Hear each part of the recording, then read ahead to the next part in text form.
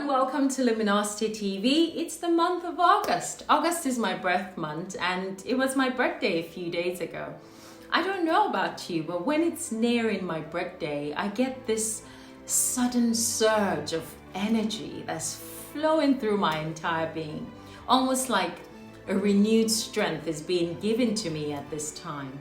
Obviously, for each person, it would depend on whether or not they're able to tap into it. But for me, it's like around my birthday, everything is just aligned in my favor. Or at least that's how I choose to see it. And this year is no different, despite all the turbulence and all the upheavals that's being experienced. And in fact, even more so, I feel a double wave of great energy coming my way. So fingers crossed, August is going to be fantastic. And as part of my celebration this month, as you already know, Luminosity TV is about my life lessons and my experiences. And I thought it would be a good way to kickstart the month, to explore some of the questions that have been asked over the years, what a good life truly means to me. Birthdays are usually a wonderful time for us to reflect, to renew, to reset, to recalibrate everything that's going on in our lives. But above all, to remind ourselves what grace permits us, this wonderful gift of life that we've been given daily, hourly, and throughout the entire year. We often like to take stock of how well we're doing in the world, how far we've come, what earthly things we've achieved so far, and what's next on our agenda. But are these the basis for which we strive for success? Is this how we measure our progress? Today I've been pondering over something that a friend said to me after visiting my home last weekend. And she said, "Oh, I really love your home. It's so beautiful. You and your husband must be so successful." And even though I know that it was meant to be a lovely compliment, it bothered me. And because it was it is my birthday week, it made me reflect on what success truly means to me at age 42. And it didn't take long for me to realize that it has nothing to do with my home or anything I own for that matter. And that in fact, my biggest success at age 42 is actually beginning to have a good knowledge of who I am, why I'm here, and what my purpose is in life. Having a knowledge of this creation that I'm in, of my Creator, and learning my role in His creation. This knowledge is the most important thing for me at this time. Imagine being given a beautiful, shiny, colorful box with a special gift inside. And rather than open the box to reveal what's inside, you keep the box in one corner of your room every single day and you clean the box, you dust it, you polish it, but you never actually open the box to see the special gift that's inside. You treasure the box way more than the contents that's inside. And then one day a strong wind blows and forces the lid to open, and you look inside and you realize the value of the gift that was inside all along, and how much time you've wasted polishing the box that has no value whatsoever in comparison. I was that box, but today I'm the gift inside it. Most people don't realize how much spiritual power they carry within and how they can use this power to create the outcome and shape their lives for the better. We live in this physical world which is nothing in comparison with what we have as spiritual beings. I often ask myself, what was all that fuss that I made in my younger days? Oh, I've got to have this and I've got to have that. I need to have the latest gadget, the most expensive handbag.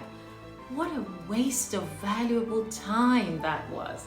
It added no value to my inner self, to my true self. How do I see myself today? Effortlessly way more beautiful and more graceful than I ever was when I was younger and when I was making all that fuss. I've realized that it's nothing to do with my physicality. It's not my favorite facial. It's not the hair and makeup. It's not the Hermes bag or anything I can adorn myself with that would bring me happiness. No. In fact, less is more for me now. It's a resolve. It's a contentment. It's an aspect of beauty that comes from within. It's a knowing the spiritual path that you're supposed to follow all along. They say that if you have good thoughts and love in your heart, it radiates out and it shines bright into the world and it attracts all the good to yourself. There's so much truth in those words, because with a keen third eye, you can finally see who you truly are. Contentment and having that spirit of abundance around me means that I feel like I lack nothing. You feel full, you feel enough. Many people think that when you talk about being contented, that it means that you lack drive, you don't have the oomph, and that you're not dreaming big enough. Because the world has conditioned us to think that, yes, we must reach for the very top. Of course you must reach for the top. Of course you must aim for the best. Of course you must find your highest potential, but only as an opportunity to further your surroundings. It's not the main purpose of your life, or just acquiring stuff for the sake of it. Taking each step on that ladder of success and experiencing it as you climb up, stopping and taking stock of the direction of your travel. Yes, there's a law of movement that will invariably move everything. But when you stop and reflect for a second, you can know what direction you're traveling, and if you're traveling in the right direction. And that direction should lead you right back to gratitude and contentment at every stage of your life. I'm learning this every single day. Success in life is a moving target. There's no exact bus stop where we say, hey, driver, stop here, let me get off. I'm successful now. Success is a journey, but the direction that we travel is so vital. For some, the drive for success would lead to arrogance and conceit and vanity and oppressing their fellow human beings.